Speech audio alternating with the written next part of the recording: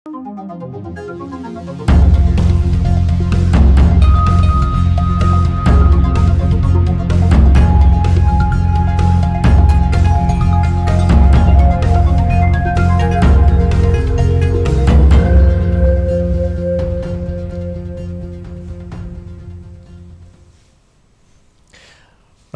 यो हो news 24 television prime time न्यूजमा स्वागत छ।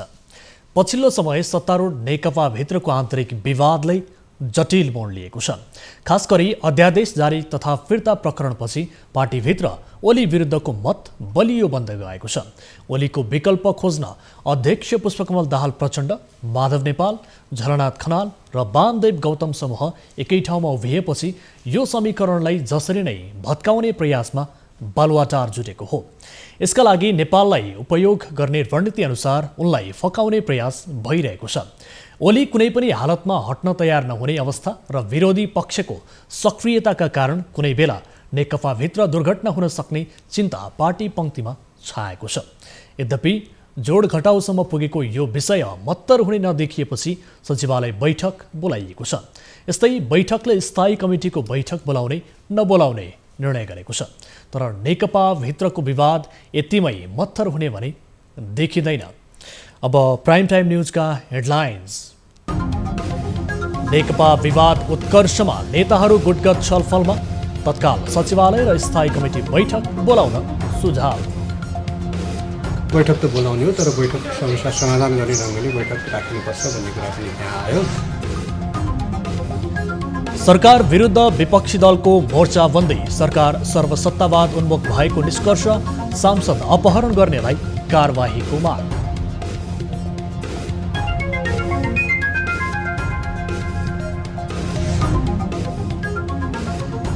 पीसीआर र र्यापिड टेस्टबाट कुल 53,000 नमुना परीक्षण, 20,000 बढी क्वारेन्टिनमा, 106 जना आइसोलेसनमा। कुल 36 जनाको उपचार यी अस्पतालहरूमा भइरहेको छ। पोखरा महानगरपालिका वडा नम्बर 9 का मजदुरले राहत पाएनन्। वडा कार्यालयको भवन र महानगर अगाडि प्रदर्शन।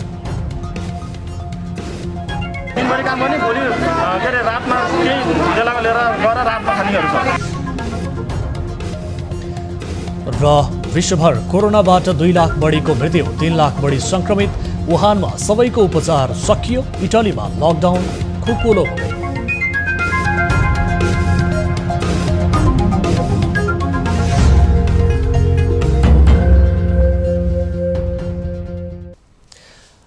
हामी निरन्तर न्यूजमा छौं। नेकपा भित्रको विवादबारे छलफल गर्न सचिवालय बैठक बोलाइएको छ। पार्टीभित्र देखिएको विवादलाई स्थायी कमिटीको बैठकमा लैजाने तयारी भए पनि शीर्ष नेताबीच भएको छलफलले विवादका बारेमा सचिवालय छलफल गर्ने बताइएको हो। आज नेकपा अध्यक्ष एवं प्रधानमन्त्री केपी शर्मा ओली र नेता माधव नेपाल बीचको छलफलपछि कोटेश्वरमा ओली र माधव समूह र कुमलटारमा दाहाल र झलनाथ समूहको छलफलले तत्काल सचिवालय बैठक बोलाउने निर्णय भएको बताइएको थियो। तर छलफल भएअनुसार सहमति नजुटेपछि स्थायी समिति बोलाउनु पूर्व सचिवालयमा छलफल गर्ने अडान लिएपछि बैठक बोलाउने निर्णय भएको हो। लागेका कुराहरू राख्यौँ। ईश्वर कमल, प्रदीप देवाली, विष्णु पौडेल महासचिव, अनि त्यसपछि शङ्कर पोखरेलले पनि आफ्नो कुराहरू राख्नुभयो। यतापट्टि भीमरावजी, सुरेन्द्र पाण्डे, मैले पनि हामीले राखेको कुराहरू राख्यौँ। अब यो पार्टीमा देखा परेको यो गतिरोधको समस्यालाई छिटोभन्दा छिटो समाधान गरिनुपर्छ र त्यो समाधान गर्नको लागि बैठक एउटा चाहिँ व्यवस्थित ढङ्गले यथाशीघ्र बैठक बोलाउनुपर्छ भन्ने कुरा हामीले राख्यौँ। होइन, बैठक त बोलाउने हो, तर बैठक समस्या समाधान गर्ने ढङ्गले बैठक राख्नुपर्छ भन्ने कुरा पनि त्यहाँ आयो। यसअघि आज बिहान प्रधानमन्त्री ओलीले नेता नेपाललाई बालुवाटार बोलाएर मिलेर अघि जान तयार रहेको प्रस्ताव गर्नुभएको थियो। अर्का अध्यक्ष पुष्पकमल दाहाल भन्दा नेपाललाई नै आफ्नो क्याम्पमा ल्याएर आफूलाई बलियो र सुरक्षित बनाउने बालुवाटारको नयाँ रणनीति अनुसार नेपालसँग संवाद बढाइएको थियो। तर नेपाल समूहको छुट्टै भेलाले भने सहमति मान्य नहुने जनाएको थियो। यता कुमलटारमा अध्यक्ष पुष्पकमल दाहाल, झलनाथ र वामदेव बीच छलफलले पनि पार्टीभित्र शक्ति सङ्घर्ष बढेको छ। हजुरहरूले चाहिँ बैठकका लागि के पहल गरिरहनु भएको छ? हामीले बैठक नगरेको।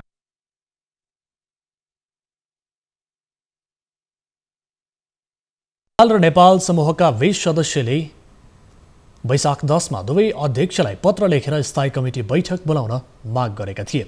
विधानतः 1/4 सदस्यले बैठक माग गरेको 15 दिनभित्र बोलाउनु पर्ने हुन्छ। नेपाल पक्षले भोलिका लागि सचिवालय र त्यसबाट समाधान नभएका समस्या पर्सि स्थायी कमिटी बैठक बसेर छलफलबाट निकासको मार्ग प्रशस्त गर्न प्रधानमन्त्री ओलीलाई सुझाव दिएको छ।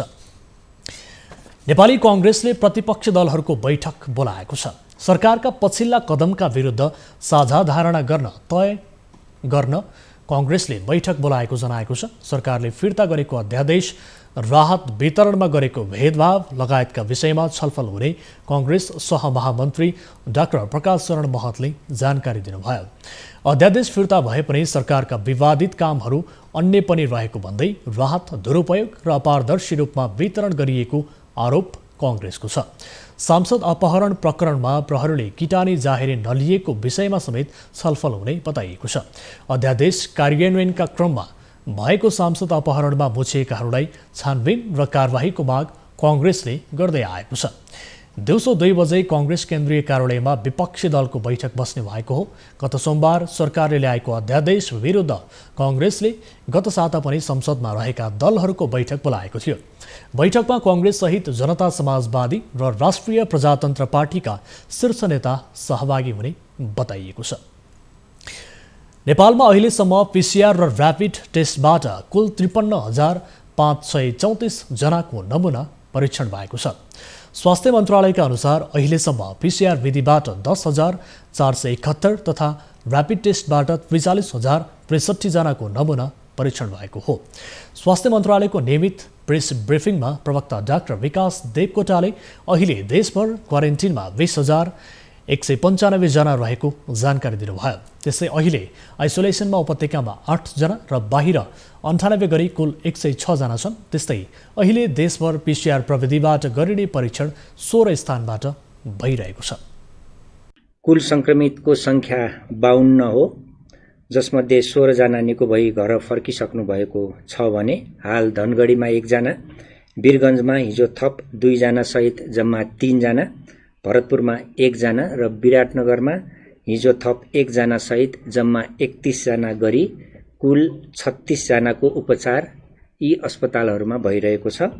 सबै संक्रमितहरूको स्वास्थ्य स्थिति सामान्य रहेको छ। अहिले कोशी अस्पताल विराटनगरमा 31 जना उपचाररत छन् भने नारायणी अस्पताल वीरगञ्जमा 3 जना, भरतपुर अस्पताल र धनगढीमा 1-1 जना गरी कुल 36 जना उपचाररत रहेको प्रवक्ता देवकोटाले जानकारी दिनुभयो। उपचाररत सबैको स्वास्थ्य अवस्था सामान्य छ। जनस्तरबाट लकडाउन उल्लङ्घन, कोरोना भाइरस नियन्त्रणका लागि लकडाउन गरिए पनि देशभरि नै उल्लङ्घन हुन थालेको छ। सरकारले आइतबार वैशाख 25 गतेसम्म लकडाउन जारी रहने निर्णय गरे पनि जनस्तरमा भने उल्लङ्घन गर्ने क्रम बढेको हो।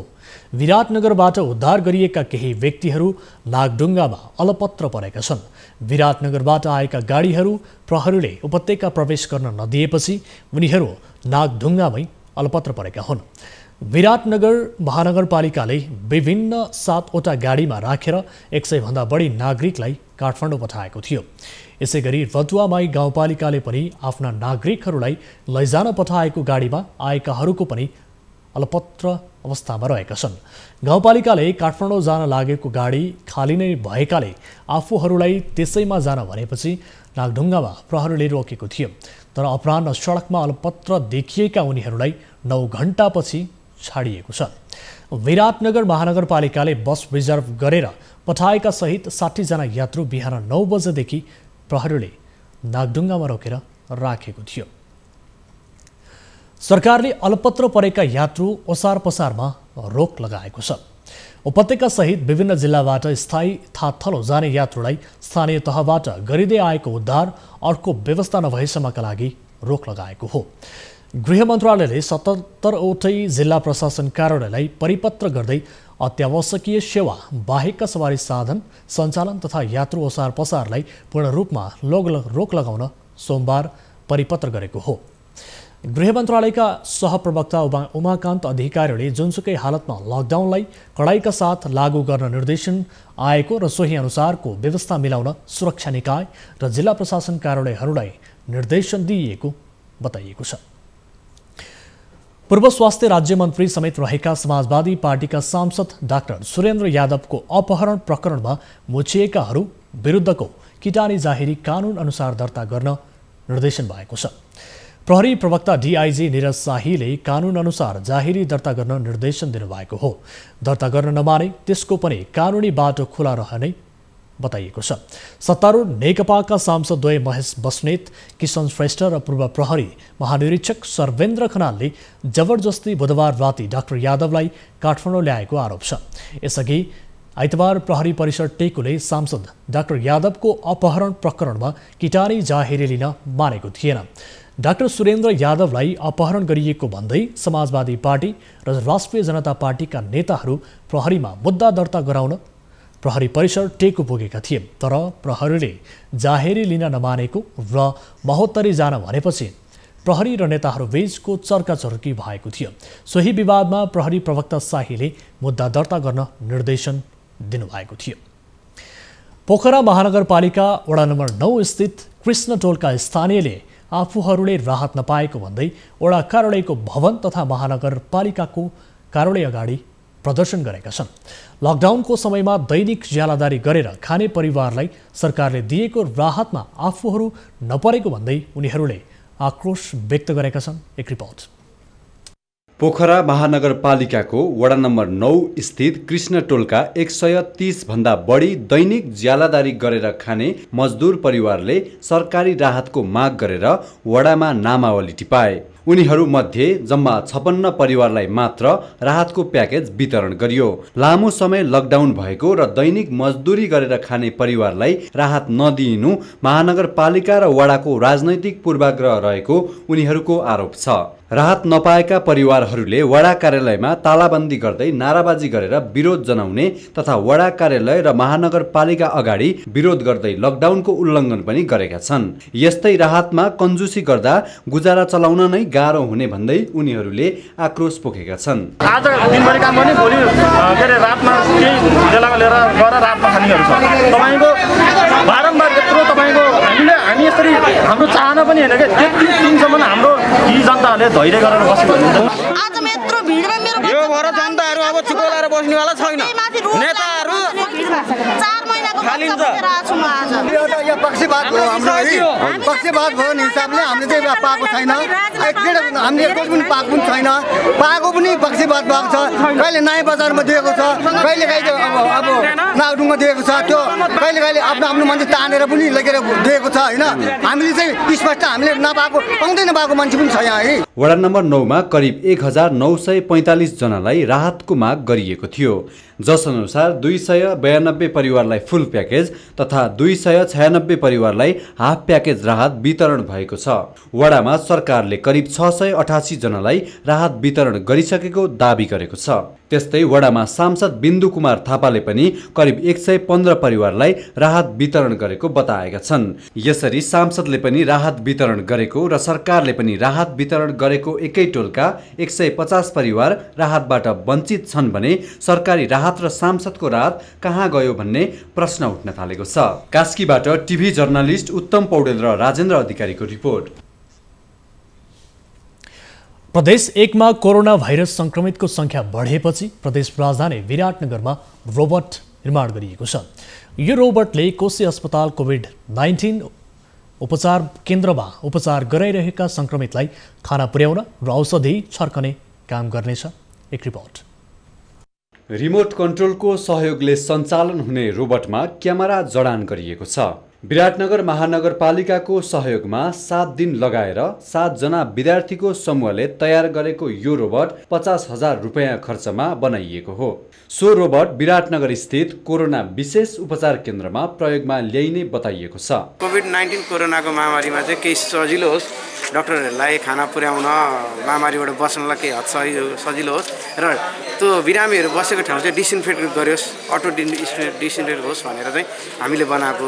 हामी चाहिँ 7जनाको समूहले कारखानाको टिम नेतृत्व गरेर बनाएको छ, जसमा चाहिँ पूर्ण रूपमा महानगरपालिकाको सहयोग छ। एक कार्यक्रम बीच विराटनगर महानगरपालिकाका मेयर भीम पराजुलीले कोशी अस्पतालकी निमित्त मेडिकल सुपरिन्टेन्डेन्ट डाक्टर सङ्गीता मिश्रलाई रोबोट हस्तान्तरण गर्नुभयो। उहाँले कोरोना सङ्क्रमितहरूसम्म जानका लागि पिपी लगाएर जानुपर्ने अवस्थामा रोबोटबाटै खाना पुर्याउँदा स्वास्थ्यकर्मीहरूमा जोखिम कम हुने विश्वास व्यक्त गर्नुभयो। रोबोट चाहिँ रिमोट कन्ट्रोलरबाट रोबोट चल्छ, यसले खाना लगाउने काम गर्छ, बिमारीलाई खाना दिने काम गर्छ र त्यहाँ सोडियम हाइपोक्लोराइड चाहिँ हामीले त्यहाँ स्प्रे गर्छ यसले र यो रोबोटबाट काम गरिन्छ। यसबाट कुनै पनि किसिमको रिस्क हुँदैन, मेन्युअली चाहिँ गएर खाना दिने र स्प्रे गर्ने काम गर्नु पर्दैन, यसले गर्दाखेरि चाहिँ सहज हुन्छ भनेर हामीले तयार पार्यौँ। कोरोनाको संक्रमणबाट जोगिएर काम गर्न यो रोबोट उपयुक्त हुने देखिन्छ। मोरङबाट टिभी जर्नलिस्ट तारा आचार्यको रिपोर्ट। दर्शक पनि यति बेला यस विषयमा हामी थप जानकारी लिन्छौँ। विशेष गरेर विराटनगर स्थित कोशी अस्पतालमा देशकै सबैभन्दा बढी सङ्क्रमितहरू अहिले त्यहाँ उपचाररत हुनुहुन्छ। उहाँहरू बिरामी सबैभन्दा बढी कोशी अस्पतालमा रहेका छन्। देशकै सबैभन्दा बढी बिरामीहरू त्यहाँ भइरहँदा रोबोटबाट विशेष गरेर स्प्रे छर्ने र खाना पुर्याउने किसिमको यो रोबोट निर्माण गरिएको छ। यस विषयमा हामी थप जानकारी लिन्छौँ। यति बेला विराटनगर स्थित कोशी अस्पताल परिसरबाट हामीसँग टिभी जर्नलिस्ट तारा आचार्य प्रत्यक्ष जोडिनु भएको छ। तारा, जानकारी गराउनुहोस्, यति बेला विशेष गरेर बिरामीहरूका लागि भनेर रोबोट निर्माण गरिएको छ। उहाँहरूलाई स्प्रे छर्नका लागि र सँगसँगै खाना पुर्याउनसम्मको व्यवस्था गर्नका लागि रोबोट निर्माण गरिएको यो प्रदेश राजधानी विराटनगरमा भन्ने खबर प्राप्त भएको छ। हामीले सम्प्रेषण पनि गऱ्यौँ। यसबारे थप जानकारी गराउनुहोस् न। तारा, सुनिरहनु भएको छ मलाई? दर्शक पनि यस विषयमा हामी थप जानकारी लिन गइरहेका छौँ र विशेष गरेर प्रदेश 1मा कोरोना सङ्क्रमितको सङ्ख्या बढेपछि यति बेला प्रदेश राजधानी विराटनगरमा रोबोट निर्माण गरिएको छ र यो रोबोटले कोशी अस्पताल जुन कोभिड-19 कोरोना भाइरसका सङ्क्रमितहरूको उपचार भइरहेको छ जुन अस्पतालमा, त्यो अस्पतालमा चाहिँ उपचार गराइरहेका सङ्क्रमितलाई खाना पुर्याउन र औषधि छर्किने काम गर्नेछ भन्ने किसिमको हेतुले यो रोबोट निर्माण गरिएको स्थिति छ। यस विषयमा हामी थप जानकारी लिन गइरहेका छौँ र अन्य बिरामीहरूको अवस्था के कस्तो छ। यति बेला 31जना बिरामीहरू कोशी अस्पतालमा उपचार गराइरहेका छन्, जुन अस्पतालमा देशकै सबैभन्दा बढी बिरामीहरूको उपचार भइरहेको छ। उहाँहरूको उपचार कसरी भइरहेको छ, उहाँहरूको अवस्था के छ, यस विषयमा पनि जानकारी लिन्छौँ। यति बेला टिभी जर्नलिस्ट तारा आचार्य हामीसँग जोडिनका लागि यति बेला कोशी अस्पतालमा पुग्नु भएको छ। उहाँसँग जानकारी लिने नै छौँ यस विषयमा। अहिलेको लागि भने समय हो हात धुने ब्रेकको। यो हात धुने समय हो। कोरोना संक्रमणबाट बच्न नियमित रूपमा साबुन पानीले हात धोऊ। काठमाडौँ महानगरपालिका र न्यूज 24 टेलिभिजनद्वारा जनहितमा जारी सन्देश।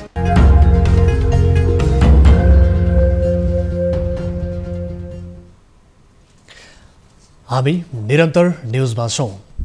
प्रदेश 1मा कोरोना भाइरस सङ्क्रमितको सङ्ख्या बढेपछि निर्माण गरिएको रोबोट र यो रोबोटले विशेष गरेर सङ्क्रमितको उपचारका लागि औषधि छर्कने र सँगसँगै सङ्क्रमितलाई खाना पुर्याउने यो व्यवस्थाका लागि चाहिँ रोबोट निर्माण गरिएको छ।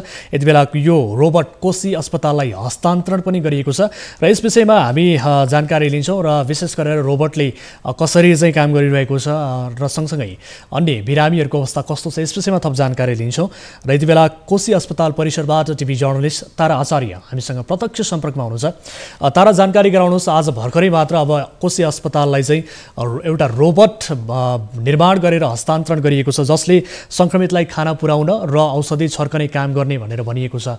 यो रोबोट कस्तो किसिमको रोबोट हो र यो रोबोटले चाहिँ के काम गरिरहेको छ, यस विषयमा जानकारी गराउनुहोस् न। हजुर वीरेन्द्र, विराटनगर महानगरपालिकाले र यो जुन विज्ञान विषय अध्ययन गर्ने 7जना भाइहरूलाई सहयोग गरेर उनीहरूले निर्माण गरेको यो रोबोट चाहिँ विराटनगर स्थित कोभिड उपचार केन्द्रमा चाहिँ हस्तान्तरण गरिएको छ विराटनगर महानगरपालिकाले। त्यो रोबोटले चाहिँ जुन सङ्क्रमित भएर आएका हाम्रा बिरामीहरू छन् त्यो बिरामीहरूको लागि खाना पुर्याउने काम गर्छ र त्यसले चाहिँ स्प्रे गर्ने काम गर्छ, जसले गर्दाखेरि चाहिँ जो खाना पुर्याउन जाने मान्छेहरू हुनुहुन्छ उनीहरूको लागि सङ्क्रमित नहोस् भनेर यो रोबोट चाहिँ स्थापना गरेको भनेर हामीलाई जानकारी आएको छ महानगरपालिकाबाट। र महानगरपालिकाले एउटा सहयोग गरेको यो हामीले प्रदेश 1 सरकारलाई र जुन उपचार केन्द्रमा खटिने डाक्टरहरू हुनुहुन्छ, जो नर्सहरू हुनुहुन्छ, त्यहाँ खटिने जो कर्मचारीहरू हुनुहुन्छ उहाँहरूलाई चाहिँ यो सङ्क्रमणबाट बचाउनको लागि सङ्क्रमण नहोस् भनेर रोबोटले चाहिँ काम गर्छ। जुन रोबोट चाहिँ रिमोट कन्ट्रोलबाट चल्छ, जसको जुन रोबोटमा चाहिँ हामीले क्यामेरा जडान गरेको छ, त्यसमा त्यो क्यामेराको माध्यमबाट रिमोट कन्ट्रोलबाट त्यो रोबोट चाहिँ जान्छ र बिरामीहरूलाई खाना पुर्याउँछ। जुन प्याकेटिङ हुन्छ खानाहरू, प्याक गरेको खाना, त्यो खाना चाहिँ बिरामीहरूले झिकेर खान्छन्। त्यस पछाडि त्यो रोबोटले त्यो कोठाभरि स्प्रे गर्छ, स्प्रे गरेर रोबोट फर्केर फेरि आउँछ। यो चाहिँ एकदमै अत्याधुनिक र आधुनिक खालको रोबोट छ। सानो, हेर्दा एकदमै सानो, 7 जना विद्यार्थीहरूले तयार गरेको र 50,000 लागत लागेको छ अहिले। तर पछाडि गएर हामीले यसले चाहिँ राम्रै काम गर्दै गयो भने अलिक अत्याधुनिक खालको अझ राम्रो खालको रोबोट चाहिँ निर्माण गरेर पनि हस्तान्तरण गर्छौँ भनेर हामीलाई महानगरपालिकाले जानकारी दिएको छ वीरेन्द्र। त्यसै गरी अहिले जुन यो अस्पतालमा 31 जना प्रदेश 1 का बिरामीहरू, कोरोना भाइरस सङ्क्रमित बिरामीहरू आएर बस्नु भएको छ, उहाँहरूलाई उपचार गरिँदैछ। अहिलेसम्म उहाँहरूलाई जो पहिले 5 गते आउनु भएको थियो पहिलो लटमा, उहाँहरूदेखि लिएर अहिलेसम्मको बिरामीहरूमा कुनै त्यस्तो लक्षण देखिएको छैन अहिलेसम्म, र उहाँहरूलाई त्यो उपचार गरिराखेको छ भनेर हामीलाई अस्पतालले जानकारी दिएको छ वीरेन्द्र। तारा, जस्तो अब खाना पुर्याउने सँगसँगै अब औषधि छर्कने पनि भनिएको छ यो रोबोटले, विशेष गरेर यो कतिको प्रभावकारी होला, यस विषयमा चिकित्सकको प्रतिक्रिया चाहिँ कस्तो छ? हजुर, यो महानगरपालिकाले हाम्रो कोशी अस्पतालको निमित्त मेसु हुनुहुन्छ डाक्टर सङ्गीता मिश्र, उहाँलाई हस्तान्तरण गरेको हो। उहाँले त्यति बेला हस्तान्तरण गर्दै गर्दा र उहाँले हामीलाई प्रतिक्रिया दिनुभएको थियो, यो रोबोटले चाहिँ हामीलाई सहज हुन्छ। यसले यो हामीलाई त्यहाँ डेमो गरेर पनि देखाइएको थियो वीरेन्द्र। जति बेला चाहिँ रोबोटलाई रिमोटबाट चलाउँदा रोबोट जाने फर्केर आउने गरेर देखाएको थियो। उहाँले भन्नुभएको थियो यो सजिलो हुन्छ, हामीलाई यो एकदमै उहाँले राम्रो सहयोग गर्नुभएको छ। हामीलाई चाहिने कुरा हो यो, यसले चाहिँ हेर्दै जाउँ, भोलि गएर राम्रो काम गर्न सक्छ भनेर चाहिँ हामीले प्रतिक्रिया पाएका छौँ वीरेन्द्र। जस्तो तारा, यति बेला अब देशकै सबैभन्दा बढी बिरामीको सङ्ख्या कोशी अस्पतालमा छ। 31 जना बिरामीहरू अहिले कोशी अस्पतालमा हुनुहुन्छ। उहाँहरूको समग्र स्वास्थ्य स्थिति के छ? चिकित्सकहरूले उहाँहरूको स्वास्थ्य अवस्थाका विषयमा के भनिरहनु भएको छ? हजुर वीरेन्द्र, अहिले उहाँहरू चाहिँ कोशी अस्पतालमा उपचार गराइराख्नु भएको छ। उहाँहरूलाई त्यस्तो कुनै किसिमको लक्षणहरू देखा परेको छैन। उहाँहरूलाई रुगाखोकी, ज्वरोहरू त्यस्तो आएको छैन। उहाँहरू चाहिँ सामान्य हुनुहुन्छ। उहाँहरूलाई कुनै त्यस्तो लक्षण देखियो भने हामी आइसोलेसन आइसियुमा भेन्टिलेटरसम्म लगाएर राख्छौँ। तर उहाँहरूलाई अहिले जनरल वार्डमा, आइसोलेसन अस्पतालको जनरल वार्डमा राखिराखेको छ।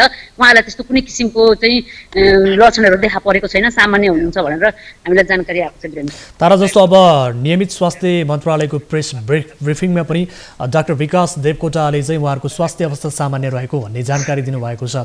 यद्यपि अब धेरैजना सङ्क्रमितहरू भएका हिसाबले चिकित्सकहरूको जनशक्ति जुन छ, उहाँहरूले चाहिँ उपचार गर्ने दौरानमा चाहिँ केही त्यस्तो किसिमको कठिनाइ भइरहेको छ अथवा उहाँहरूले चाहिँ के भनिरहनु भएको छ? त्यस्तो अहिले बिरामीहरू जुन हाम्रो यो प्रदेश 1 सरकारले चाहिँ 50 बेडको यो उपचार केन्द्र स्थापना गरेको हो। यसको लागि चाहिँ 50 जना डाक्टरहरू प्रदेश 1 बाटै 50 जना डाक्टरहरू तयार गर्ने भनेर 50 जना डाक्टरहरूलाई तयार गर्ने भनेर चाहिँ जुन योजना छ, त्यो अनुसार अहिले चाहिँ एक हप्ताको चाहिँ ड्युटी राखेको छ एकजना डाक्टरको, र त्यो डाक्टरसँगै 5 जना चाहिँ स्वास्थ्य कर्मीहरू छन्। मेडिकल स्वास्थ्य कर्मी भयो, तपाईँलाई नर्सहरू भयो, र यहाँनिर प्यारामेडिकल भन्ने र गरेर उहाँहरू चाहिँ भित्र 5 जनाको टोली एउटा भित्र छ भने बाहिर स्टोरहरूमा गरेर लगभग 7-8 जनाको टोलीले चाहिँ यहाँ हप्ता दिनसम्म ड्युटी गर्छ। त्यस पछाडि अर्को हप्ता अर्को जनाको ड्युटी हुन्छ, गरेर 6-6 घन्टाको ड्युटी चाहिँ उहाँहरूलाई मिलाएर राखिएको छ वीरेन्द्र। त्यस्तो अहिलेसम्म कुनै त्यस्तो समस्या परेको छ भनेर चाहिँ हामीलाई जानकारी दिएको छैन। अहिलेसम्म सहजै रूपले चाहिँ उहाँहरूले उपचार गरिराख्नु भएको छ। त्यस्तो धेरै सङ्क्रमित यहाँ आउनुभएको सङ्क्रमितहरूमा चाहिँ त्यस्तो धेरै कुनै लक्षण नदेखेर पनि होला, सायद सामान्य उहाँहरू बिरामी भएको हुनाले होला सहज रूपमा उपचार भइरहेको छ भन्ने जानकारी हामीले पाएको छौँ वीरेन्द्र। जस्तो विराटनगर यति बेला अब विशेष गरेर प्रदेशको राजधानी पनि हो, त्यो हिसाबले पनि बिरामीहरूको सङ्क्रमितहरूको सङ्ख्या बढी चाहिँ त्यही उपचाररत रहँदा अब यसले कतिको स्थानीयहरूमा त्यहाँ वरपरका स्थानीयहरूमा कतिको त्रास पैदा गरेको छ, उहाँहरूको अवस्था कस्तो छ, यसबारे केही अपडेट छ यहाँलाई? हजुर वीरेन्द्र, कस्तो भने यहाँनिर जुन यो अस्पताल बनाइयो, निर्माण गरियो र बाहिरबाट जुन अरू जिल्लाहरूमा बिरामी भएका, प्रदेश 1 भरिमा बिरामी भएका, सङ्क्रमण भएका बिरामीहरू चाहिँ ल्याएर यो अस्पतालमा राखियो। त्यसले गर्दा हुन त विराटनगरमै र मोरङमै त्यस्तो खालको बिरामी त भेटिएको छैन, तर पनि स्थानीयहरू चाहिँ हाम्रो मोरङमा पनि कोरोना आयो अरे अब हामीलाई पनि कोरोना लाग्छ भनेर चाहिँ उहाँहरू त्रसित भइराखेको, अनि किन विराटनगरमा मात्रै उपचार गराउने, अन्त अरू अस्पताल छैन र भन्ने जस्ता कुराहरू त्यस्तो बाहिर सर्वसाधारणबाट त आइरहेको छ। तर पनि त्यस्तो डराइहाल्नुपर्ने त्यस्तो कुनै पनि कारण छैन, किनभने उहाँहरू बिरामीहरूलाई सिधै अस्पतालमा एम्बुलेन्समा ल्याएर भित्र लगेपछि बाहिर निकालिँदैन। यहाँ एकदमै सेपरेट छ। यो अस्पताल चाहिँ विराटनगर बजारदेखि 2-3 किलोमिटर दक्षिणपट्टि पर्छ, अलिक टाढै भएको हुनाले त्यस्तो डराउनु पर्ने त छैन, तर पनि स्थानीयहरू चाहिँ विराटनगरमा पनि कोरोना आयो रे भनेर चाहिँ डराएको पाइन्छ वीरेन्द्र। तर जस्तो अब यति बेला अब लकडाउन जारी रहँदा यो लकडाउनको कार्यान्वयन कस्तो देखिन्छ अस्पताल वरपरको परिसरमा, त्यहाँ मानिसहरूको आवाज जावत कस्तो हुन्छ, विशेष गरेर अत्यावश्यकीय चिजवस्तुहरूका लागि कस्तो किसिमको व्यवस्था गरिएको छ, यसबारे अपडेट गराउनुहोस् न।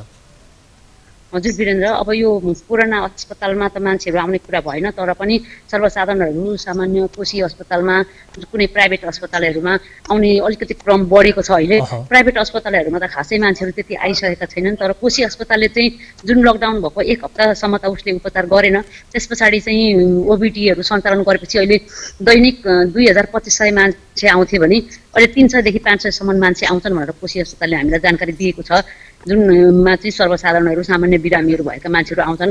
यो लकडाउनको कारणले मान्छेहरू टाढा टाढाबाट आउन पाउँदैनन् र नजिकैका मान्छेहरू पनि खासै त्यति अलिक बिरामी अलिक धेरै नभएसम्म चाहिँ नआउने गरेको पाइएको छ। र यहाँनिर जुन यो लकडाउन यति लामो लकडाउन भयो, 1 महिना लकडाउन भइसकेपछि फेरि थप भएको छ, त्यसले गर्दाखेरि सर्वसाधारणहरूलाई बजारमा जान आउन अलिक कठिनाइ भएको र सामानहरू किन्नलाई पनि पसलहरू बन्द हुँदाखेरि सामानहरू सकिएको जस्ता कुराहरू चाहिँ गुनासो आइरहेको छ। र स्थानीय पसलहरू गर्ने मान्छेहरूले पनि हामीलाई दिनको 1 घन्टा 2 घन्टासम्म पसल खोल्न दिए हुन्थ्यो, यो सधैँभरि बन्द गरेर हामीलाई पुग्दैन भनेर गुनासो आइरहेको छ वीरेन्द्र।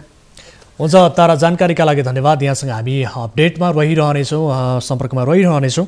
दर्शकहरू, यति बेला उहाँ हुनुहुन्थ्यो टिभी जर्नलिस्ट तारा आचार्य, कोशी अस्पतालबाट प्रत्यक्ष रूपमा हामीसँग जोडिनु भएको थियो। र विशेष गरेर प्रदेश 1 मा कोरोना भाइरस सङ्क्रमितको सङ्ख्या बढेसँगै प्रदेश राजधानी विराटनगरमा रोबोट निर्माण गरिएको छ र यो रोबोट आज कोशी अस्पताल कोभिड-19 उपचार केन्द्रलाई हस्तान्तरण गरिएको छ र यो रोबोटले विशेष गरेर उपचार गराइरहेका सङ्क्रमितलाई खाना पुर्याउने र औषधि छर्कने काम गर्ने बताइएको छ। र यस विषयमा हामीले थप जानकारी लियौँ र सँगसँगै अन्य बिरामीहरूको अवस्था के कस्तो छ, उहाँहरूको स्वास्थ्य स्थितिका बारेमा पनि जानकारी लियौँ। र यसबारेमा जानकारी गराउँदै टिभी जर्नलिस्ट तारा आचार्य। अब बाँकी न्युज।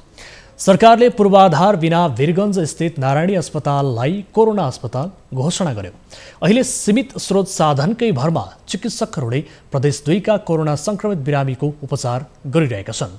नारायणी अस्पतालमा उपचाररत 7 जना कोरोना सङ्क्रमित मध्ये 4 जना निको भएर डिस्चार्ज समेत भइसकेका छन्। तर पूर्वाधार बिना कोरोना सङ्क्रमितको उपचार गर्ने क्रममा के कस्ता चुनौती देखिन्छन् त?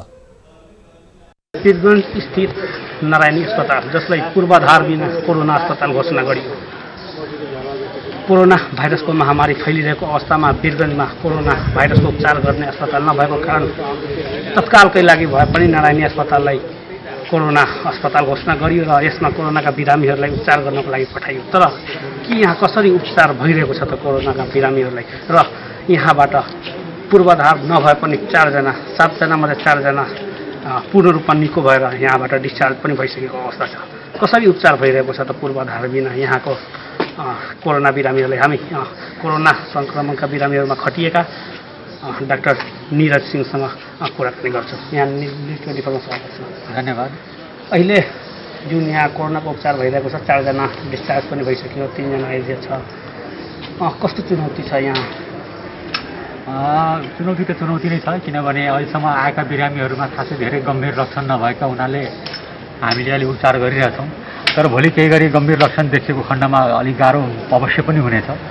जस्तै कि कुनै बिरामीलाई भेन्टिलेटर चाहिएको खण्डमा या कहिलेकाहीँ डायग्नोसिस कन्फर्म गर्नको लागि सिटी स्क्यान पनि चाहिन सक्छ। हामीसँग यो दुवै कुरा छैन र किट टेस्ट पनि PCR टेस्ट पनि हामी अहिलेसम्म हेटौडा र काठमाडौँकै भरमा छौँ। हाम्रो आफ्नो सामान आधा अधुरो मात्र छ, PCR मेसिन मात्र छ, बायोसेफ्टी च्याम्बरहरू छैन, अरू सामानहरू छैन। पूर्वाधार जसरी प्रदेश सरकारले केही दिन अगाडि PCR टेस्ट गर्ने मेसिन पनि पठायो, किन सञ्चालनमा आउन सकेन र के पूर्वाधारहरू छ र त्यसमा चाहिने अरू के पूर्वाधारहरू? जस्ट मेसिन मात्र आयो। मेसिनसँग जोडिएका सामानहरू जुन अरू हुन्छन्, चाहिने जुन एसेसरिजहरू छ त्यो एसेसरिजहरू चाहिँ छैन। मैले अघि पनि जसरी भने बायोसेफ्टी च्याम्बर, माइक्रो पिपेट, अनि त्यसपछि सेन्ट्रिफ्युगल मेसिनहरू र यो मेसिन अलिक ठुलो क्यापेसिटीको मेसिन हो। यसको लागि चाहिने सामानहरू हाम्रो देशभित्र उत्पादन पनि हुँदैन। हामीले छिमेकी राष्ट्रहरूबाट चाहिँ आयात गर्नुपर्ने हुन्छ र अहिले लकडाउनको समयमा यो कुरा गर्न पनि धेरै नै गाह्रो छ। त यस्तो अवस्थामा जब त्यसको सामानै पाउँदैन भने त्यस्तो मेसिन किन पठाउनु पर्छ? त्यसको त अर्थै भएन नि कुनै पठाएर या के? अब सामान पठाउनुमा पनि एउटा सकारात्मक कदम त हो, तर पुरै सामान नपठाउनु आफैमा पनि अलि आश्चर्यको विषय पनि हो। तर अब जति आएको छ बाँकीको लागि के गर्न मिल्छ भनेर हामीले आफ्नो स्थानीय तथा मन्त्रालयलाई सबै खबर गरेर कसरतहरू सुरु गरेका छौँ। अब हेरौँ आगामी दिनहरूमा रिजल्ट कस्तो। अहिलेसम्म जसरी यहाँ वीरगन्जमा 7 जना सङ्क्रमित आए, जसमा 4 जना ठिक भए, कस्ता कस्ता कन्डिसनमा आए? अहिलेसम्म आएका बिरामीहरूमा म्याक्सिमम् बिरामीहरू चाहिँ एसिम्टोमेटिक थिए भन्नाले खासै धेरै लक्षणहरू थिएन उहाँहरूमा। उहाँहरूलाई सामान्य अलिअलि 1-2 जनामा खोकी थियो, अरूमा केही पनि थिएन र हामीले उपचार गरेपछि सबै राम्रै पनि हुँदै जान्छ। अनि अलि क्रिटिकल कन्डिसन आयो भने के हुन्छ? यहाँ अवस्था त भयावह हुनसक्छ। क्रिटिकल कन्डिसन त आएको खण्डमा अवस्था जहाँ सुकै पनि विश्वकै धेरै ठाउँमा पनि भयावह छ। यहाँ भने पूर्वाधार पनि त छैन। अवश्य पनि हामीसँग जति स्रोत र साधन छ हामीले त्यति गर्ने हो, त्योभन्दा बढी त हामीले पनि त्यही गर्न सक्दैन। हस्, धन्यवाद। उहाँ हुनुहुन्छ डाक्टर निरज सिंह, जुन बताइसक्नु भएको छ अहिलेसम्म जुन 7 जना सङ्क्रमितहरू आएका थिए, जुन पोजिटिभ देखिएको थियो त्यसमा नर्मल कन्डिसन थियो, जसले गर्दा हामी 4 जनालाई पूर्ण रूपमा निको पार्न सफल भएका छौँ। पूर्वाधार पूर्ण रूपमा नभए पनि जति छ त्यही पूर्वाधारको रूपमा अहिले हामी काम गरिरहेका छौँ र अरू 3 जनालाई उपचार पनि गरिरहेका छौँ भनेर बताइसक्नु। न्युज 24 का लागि क्यामेरामा जाकिर हुसेनको साथ हरिशङ्कर शर्मा, बेला। 1 महिनादेखि लकडाउनका कारण रोकिएको राष्ट्रिय गौरवको बबई सिँचाइ आयोजनाको काम सोमबारबाट सुरु भएको छ। आयोजनाले 38 स्थानमा काम गरेको भए पनि तत्काल 12 स्थानमा काम सञ्चालन गर्न सोमबार जिल्ला प्रशासन कार्यालय बर्दियाले स्वीकृति दिएको छ। एक रिपोर्ट। बर्दिया जिल्लामा पछिल्लो समय कोरोना संक्रमण भित्र नसक्ने भएपछि नेपाल सरकारले लकडाउन गरेको थियो र लकडाउनको 1 महिना पुरा भइसक्दा पनि बर्दिया जिल्लाका विभिन्न आयोजनाहरूले आफ्नो काम सुचारू गर्न सकिरहेका थिएनन्। पछिल्लो समय आयोजना सुरु गर्नका लागि जिल्ला प्रशासनले अनुमति प्रदान गर्ने क्रम बढेसँगै यति बेला बबई सिँचाइ आयोजना, बबई भादा औराई नदी व्यवस्थापन आयोजना र कर्णाली नदी व्यवस्थापन आयोजनाका कामहरू समेत अगाडि बढ्ने भएको छ। सोमबार मात्रै राष्ट्रिय गौरवको आयोजनाका रूपमा अगाडि बढेको बबई सिँचाइ आयोजनालाई जिल्ला प्रशासन कार्यालयले स्वीकृति प्रदान गरिसके 38 स्थानमा काम भइरहेको भए पनि अबदेखि 12 स्थानमा भने तत्कालै काम सुरु हुने आयोजनाले जनाएको छ।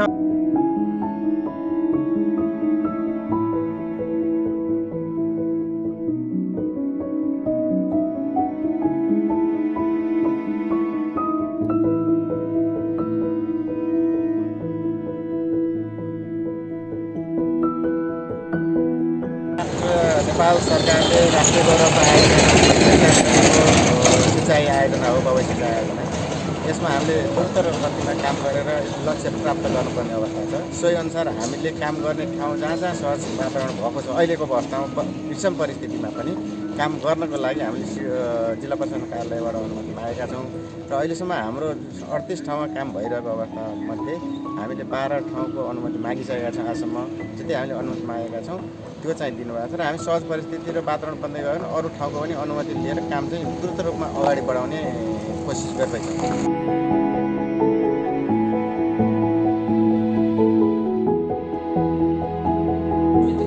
बैठकको निर्णय अनुसार र हाम्रो जिल्लाको संवेदनशीलता र आवश्यकता र औचित्यको आधारमा हामीले यस जिल्लामा सञ्चालित विकास आयोजनाहरूलाई सञ्चालन गर्नको लागि आवश्यक समन्वय गर्ने, सहजीकरण गर्ने काम सुरु गरेका छौँ। खास गरी राष्ट्रिय गौरवको आयोजनाहरू, बबई सिँचाइ आयोजना, त्यसै गरी विपदको दृष्टिकोणले उच्च जोखिममा रहेको र त्यो जोखिम न्यूनीकरणको लागि प्रभावकारी हुने आयोजना जस्तो कर्णाली नदी व्यवस्थापन आयोजना, भादा औराई बबई सिँचाइ आयोजना, यस्तो तटबन्ध नहुँदा हाम्रो चाहिँ यो क्षेत्र चाहिँ बढी जोखिममा पर्ने सम्भावना भएको हुँदा त्यसलाई न्यूनीकरण गर्ने आयोजना र कामदार कम मेसिन उपकरण बढी हुने आयोजना। त्यसै गरी चाहिँ जुन उच्चस्तरीय समन्वय समितिले गरेको मापदण्ड अनुसार त्यो प्रभावकारी रूपले कार्यान्वयन हुन सक्ने देखिएका आयोजनाहरू र सम्बन्धमा चाहिँ अब सम्बन्धी आयोजना प्रमुखले माग गरेपछि त्यसको विश्लेषण मूल्याङ्कन गरेर सम्बन्धी आयोजना प्रमुखसँग समन्वय गरेर हामीले क्रमशः विकास आयोजनालाई सतर्कतापूर्वक जोगाउँदै अघि बढाउने प्रक्रिया थालन गरेका छौँ। अब बर्दिया जिल्लामा विशेष गरी वर्षाको समयमा काम नहुने यस्ता आयोजनाहरू र खास गरी यो हिउँदको चैत वैशाख जेठमा काम हुने गरेका कारणले गर्दाखेरि केही समय भए पनि यी आयोजनाको कामलाई निरन्तर रूपमा अगाडि बढाउने कार्यालयहरूले जानकारी गराएका छन्। यस्तो हेर्दाखेरि के हुन्छ भने बबई सिँचाइ आयोजना र बबई भादौराई नदी व्यवस्थापन आयोजना, त्यसै गरी कर्णाली नदी व्यवस्थापन आयोजनाले वर्षातको समयलाई छल्दै ती कामहरूलाई अगाडि बढाए भोलि बर्दियावासीको भविष्य समेत सुनिश्चित हुने देखिन्छ। न्युज 24 टेलिभिजनका लागि ज्योति कुमार पन्थी, बर्दिया। लकडाउनको समयमा भारतबाट लुकेर नेपाल प्रवेश गरेका 55 जनालाई नियन्त्रणमा लिएर रूपन्देहीका विभिन्न क्वारेन्टिनमा राखिएको छ। नेपाल प्रवेश गरेका 55 जनालाई नेपाल भारत सीमावर्ती क्षेत्रका गाउँपालिका रोहिणी, ओमसतिया, मर्छवारीमाई र लुम्बिनी सांस्कृतिक नगरपालिकामा रहेको क्वारेन्टिनमा राखिएको हो, जसमध्ये 7 जनाले 2 हप्ताको क्वारेन्टिनको बसाई सकाएर घर फर्किएका छन् भने 6 जना महिला सहित 49 जना अझै क्वारेन्टिनमा छन्। रूपन्देहीको रोहिणी गाउँपालिका स्थित रामनरेश आदर्श माध्यमिक विद्यालयमा रहेको क्वारेन्टिनमा 15 जना, मर्छवारीमाईमा 15 जना, लुम्बिनी सांस्कृतिक नगरपालिकामा 17 जना र ओमसतियाको गहुबाली अनुसन्धान केन्द्रमा बनाइएको क्वारेन्टिनमा 2 जना छन्। कन्ट्रीबाट र यहाँ यो भारत यहाँ नजिकै पर्ने सीमामा भएको हुनाले बाहिरबाट आउनेहरूसँग हामी बढी सचेत हुने र उनीहरूलाई बाहिरबाट आउनलाई क्वारेन्टाइनमा राख्ने र जसको लक्षण देखिन्छ आइसोलेसन हस्पिटलमा पठाउने, लक्षण नभएकालाई हामी क्वारेन्टाइनमै राख्ने र उनीहरूलाई त्यही व्यवस्थापन गर्ने काम गर्ने हो। स्थानीय जनप्रतिनिधिका अनुसार उनीहरूको खानपान, बसाई, सरसफाई, सुरक्षा र औषधि उपचार जस्ता सबै आधारभूत कुराहरूको व्यवस्था मिलाइएको छ। लकडाउनका बेला सिमानामा आवत जावत रोक्न स्थानीय बासिन्दाले पनि प्रभावकारी भूमिका निभाएको बताइएको छ। प्रारम्भ सामाजिक संस्था र आनी छोइङ डोल्मा फाउन्डेसनले उदयपुरको त्रियुगा नगरपालिकालाई स्वास्थ्य सामग्री सहयोग गरेको छ। आज उदयपुरबाट निर्वाचित प्रतिनिधि सभा सांसद नारायण खड्काको रहोबरमा दुवै संस्थाले नगरपालिकाका प्रतिनिधिलाई 40 थान PPE किट सेटमा N95 mask, gumboot, face shield, hand sanitiser सामग्री उपलब्ध गराएको हो।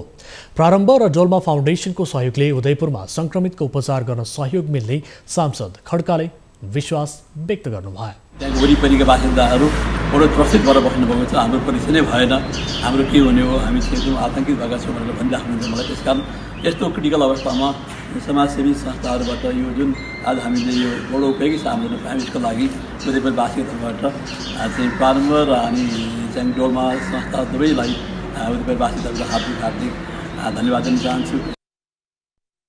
कार्यक्रममा प्रारम्भ संस्थाका वरिष्ठ सल्लाहकार एवं कलाकार हरिवंश आचार्य र छोइङ डोल्मा फाउन्डेसनका अध्यक्ष एवं गायिका आनी छोइङ डोल्मा प्रारम्भका प्रोजेक्ट डाइरेक्टर बद्रीराज तिमिलसुना र NRNA का अभियन्ता अनुस्थापा लगायतको सहभागिता रहेको थियो। अब बिजनेस न्यूज।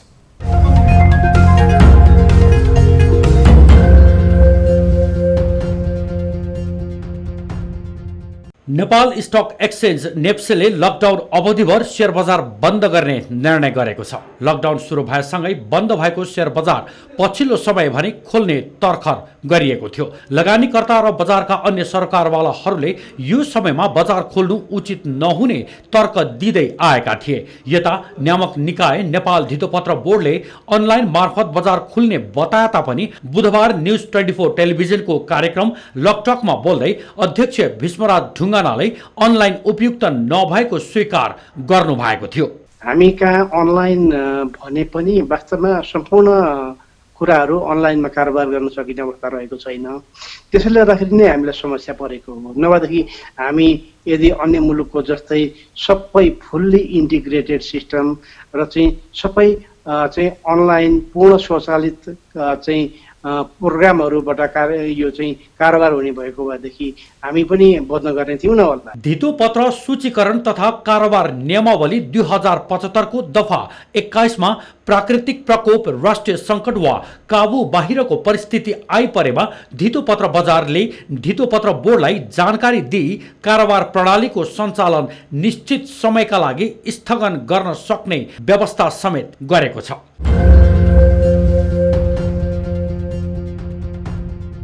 बैंक तथा वित्तीय संस्थाहरूले 52 अर्ब 60 करोड रुपैयाँ सहुलियत कर्जा प्रवाह गरेको राष्ट्र बैंकले जनाएको छ।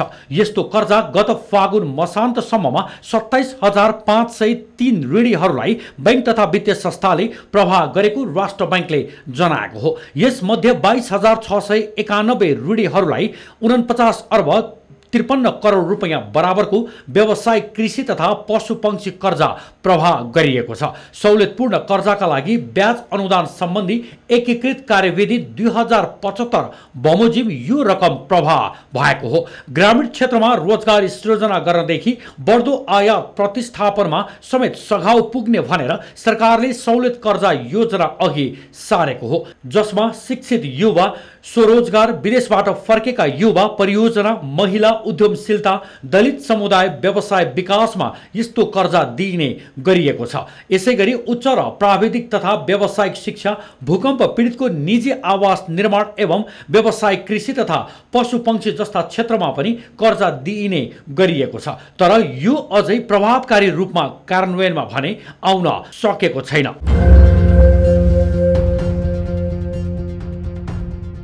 आईसीएफसी फाइनान्सले चालू आर्थिक वर्षको तेस्रो त्रैमाससम्ममा 10 करोड 73 लाख 70 हजार रुपैयाँ खुद नाफा आर्जन गरेको छ। फाइनान्सको खुद ब्याज आम्दानी 22.54% बढेर 32 करोड 71 लाख रुपैयाँ पुगेको छ। त्यसैगरी फाइनान्सको सञ्चालन नाफा 15 करोड 29 लाख रुपैयाँ कायम भएको छ। हाल फाइनान्सको चुक्ता पुँजी 92 करोड 65 लाख रुपैयाँ रहेको छ भने रिजर्भ कोषमा 27 करोड 29 लाख 89 हजार 693 रुपैयाँ रहेको छ। यस्तै रिटेन्ड अर्निङमा 11 करोड 77 लाख रुपैयाँ राखेको छ। चैत मसान्तसम्म 11 अर्ब 62 करोड रुपैयाँ निक्षेप सङ्कलन गरेको फाइनान्सले 9 अर्ब 7 करोड रुपैयाँ कर्जा लगानी गरेको छ। फाइनान्सको खराब कर्जा 0.65% रहेको छ। प्रतिशेयर आम्दानी 15 रुपैयाँ 45 पैसा रहेको आईसीएफसी को प्रतिशेयर नेटवर्थ 142 रुपैयाँ रहेको छ।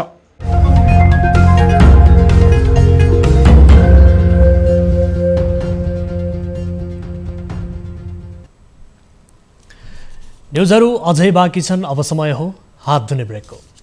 यो हात धुने समय हो। कोरोना संक्रमणबाट बच्न नियमित रूपमा साबुन पानीले हात धोऊ। काठमाडौँ महानगरपालिका र न्यूज 24 टेलिभिजनद्वारा जनहितमा जारी सन्देश।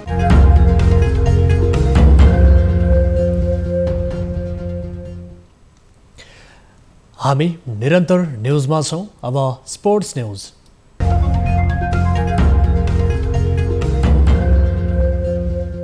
फिफाले सार्वजनिक गरेको फुटसलको नयाँ वरियतामा नेपाल 163औं स्थानमा रहेको छ। फुटसलमा एसियाली प्रतियोगिता खेलेको नेपालको अन्तर्राष्ट्रिय प्रदर्शन पनि राम्रो रहेको छैन। यस्तोमा नेपालको वरियता 163औं स्थानमा रहेको हो।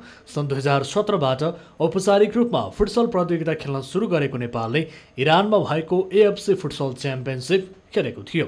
नेपालले पहिलो खेलमा ताजिकिस्तानसँग 6-0, उज्बेकिस्तानसँग 4-1 र अन्तिम खेलमा अफगानिस्तानसँग 6-2 गोल अन्तरले पराजय बेहोरेको थियो। सबै खेलमा नेपालले लज्जास्पद हार बेहोरेको थियो। फुटसलको विश्व वरियतामा ब्राजिल शीर्ष स्थानमा छ, दोस्रो स्थानमा स्पेन छ। अन्तर्राष्ट्रिय ओलम्पिक कमिटी आईओसीले टोकियो ओलम्पिकका लागि खेलाडीको खर्चमा वृद्धि गरेको छ। आईओसीले ओलम्पिकका लागि छनौट भएका खेलाडी र टिमको अतिरिक्त तयारीका लागि $25 मिलियन दिने भएको हो। कोरोना भाइरसका कारण टोकियो ओलम्पिक सन् 2021 सम्म सारिएपछि आईओसीले ओलम्पिकको तयारीका लागि $25 मिलियन छुट्याएको हो। आवश्यक परे छनौट भएका 150 देशका 1600 खेलाडीहरूलाई तयारी खर्च बापत $15 मिलियन दिन तयार रहेको समेत जनाइएको छ। साथै $10 मिलियन राष्ट्रिय ओलम्पिक कमिटीलाई यात्रा र आवास खर्च बापत प्रदान गर्ने जनाएको छ। यसअघि ओलम्पिक 24 जुलाईदेखि 9 अगस्तसम्म आयोजना हुने तय थियो, तर कोरोना भाइरसका कारण प्रतियोगिता सन् 2021 जुलाई 23 देखि अगस्त 8 तारिकसम्म हुने तय भएको छ। कोरोना भाइरसको त्रासका कारण स्थगित प्रिमियर लिग बन्द रङ्गशालामा गर्ने योजना भइरहेको छ। लिग बन्द रङ्गशालामा आयोजना गरिए 300 जना मैदानमा आवश्यक हुने आँकडा निकालिएको छ। 40 जना खेलाडी, 32 जना कोचिङ र मेडिकल स्टाफ, 12 जना म्याच अफिसियल र 6 देखि 8 जना डाक्टर वा मेडिकल पर्सनको आवश्यकता रहने आकलन गरिएको छ। यसका साथै 3 प्रिमियर लिग अफिसर र 130 जना मिडिया पर्सनहरू मैदानमा प्रवेश पाउने भएका छन्। यस विषयमा बेलायत सरकार पनि क्लबहरूसँग छलफलमा जुटेको छ। त्यस्तै यसअघि जर्मन बुन्डेस लिगामा पनि यस्तै किसिमको ढाँचा तयार पारिएको थियो, जसका लागि एक खेलमा 322 जना व्यक्ति मैदानमा हुने बताइएको छ।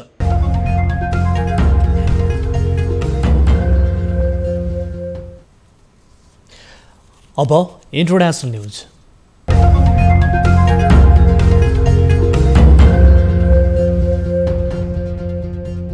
विश्व महामारीको रूपमा फैलिरहेको कोरोना भाइरसका कारण मृत्यु हुने र संक्रमितको संख्या हजारौंले बढिरहेको छ। पछिल्लो तथ्याङ्क अनुसार 2,07,875 जनाको कोरोना संक्रमणका कारण मृत्यु भएको छ।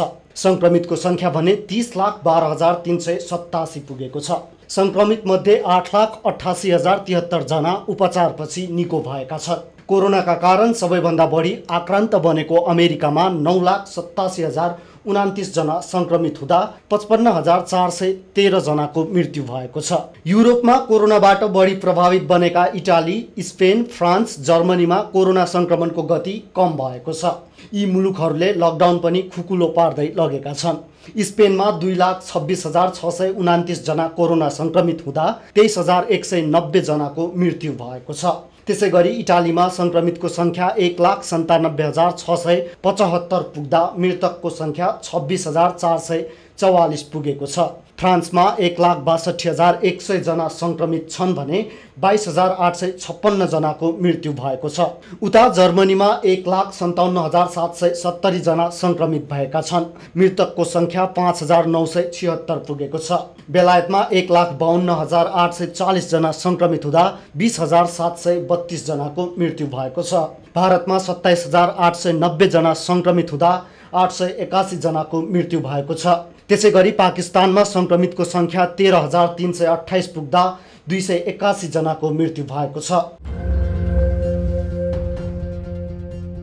उत्तर कोरियाली नेता किम जोङ उन स्वस्थ र जीवितै रहेको दक्षिण कोरियाका एकजना उच्च सुरक्षा सल्लाहकारले जानकारी दिएका छन्। पछिल्ला केही दिन यता उत्तर कोरियाली नेता किम गम्भीर रूपमा बिरामी रहेको अथवा कतिपयले त उहाँको निधन भएको भन्ने जस्ता समाचार नै सार्वजनिक गरेको अवस्थामा ती सैन्य अधिकारीले सो कुरा स्पष्ट गरेका हुन्।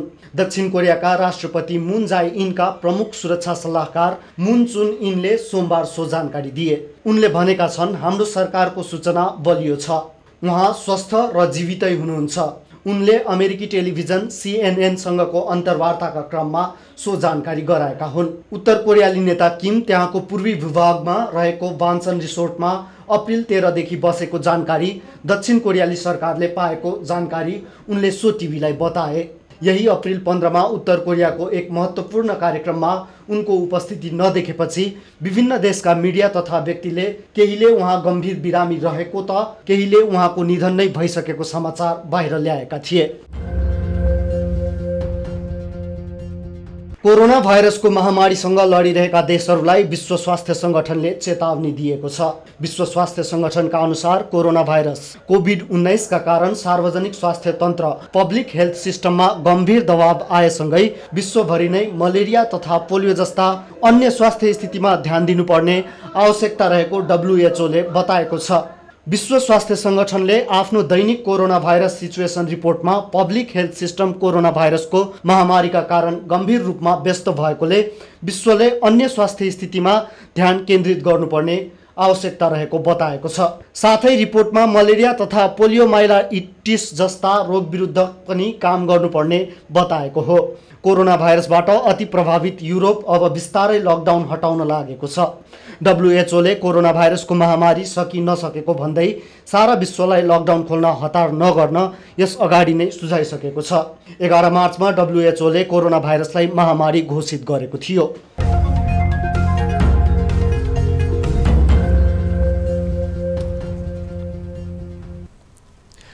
अब सुरेन्द्र कट्टेलका साथ फटाफट न्यूज।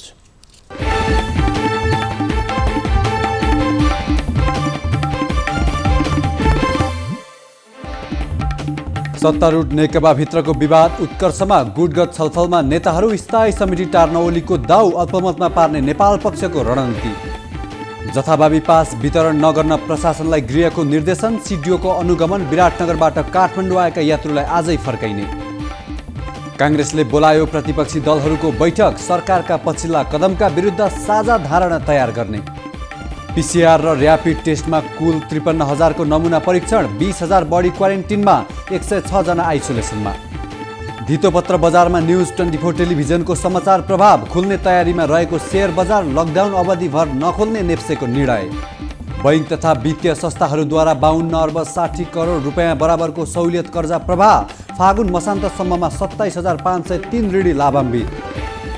लकडाउनका कारण विराटनगरमा अशक्त व्यक्तिहरू समस्यामा। स्थानीय युवाद्वारा राहत प्रदान। स्पेन र इटालीमा मृतकको संख्या घट्दै। लकडाउन खुकुलो पारिँदै। अब निजी क्षेत्रका प्रयोगशालाले पनि कोरोना भाइरसको परीक्षण गर्न पाउने। फिफा फुटसलको नयाँ वरियतामा नेपाल 163औं स्थानमा। विश्व वरियतामा ब्राजिल शीर्ष स्थानमा। कोरोनाका कारण विश्वमा 2,06,000 बढीको मृत्यु। करिब 30 लाख संक्रमित। 8,77,000 बढी निको भए।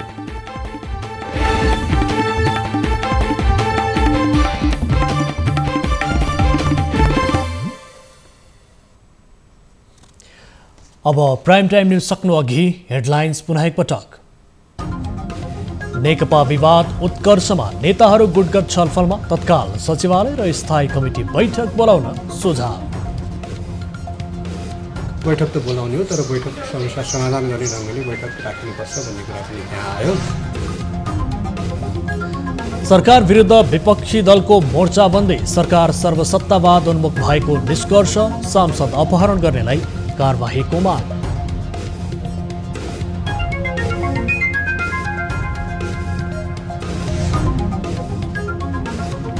पीसीआर र र्यापिड टेस्टबाट कुल 53,000 को नमुना परीक्षण। 20,000 बढी क्वारेन्टिनमा। 106 जना आइसोलेसनमा। कुल 36 जनाको उपचार यी अस्पतालहरूमा भइरहेको छ। पोखरा महानगरपालिका वडा नम्बर 9 का मजदुरले राहत पाएनन्। वडा कार्यालयको भवन र महानगर अगाडि प्रदर्शन। दिनभरि काम गर्ने, भोलि रातमा केही बेलामा लिएर गएर रातमा खानेहरू छ। र विश्वभर कोरोनाबाट 2 लाख बढीको मृत्यु। 3 लाख बढी संक्रमित। वुहानमा सबैको उपचार सकियो। इटलीमा लकडाउन खुकुलो हुँदै।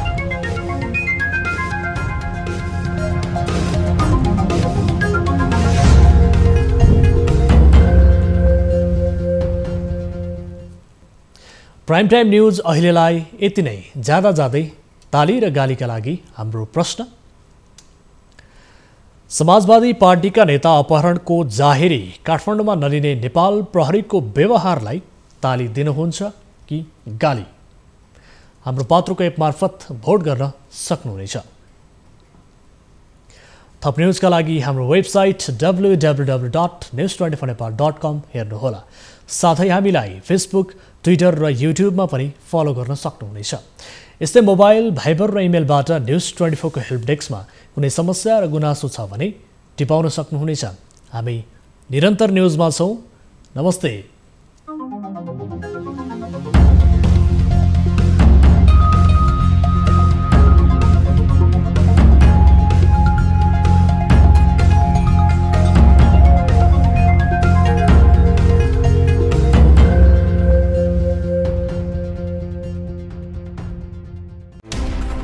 कोरोनाले सिर्जना गरेको संकटमा पल पलका न्यूज अपडेट र हर क्षेत्रको कभरेजका लागि न्युज 24 नेपाल युट्युब च्यानललाई सब्स्क्राइब गर्नुहोला।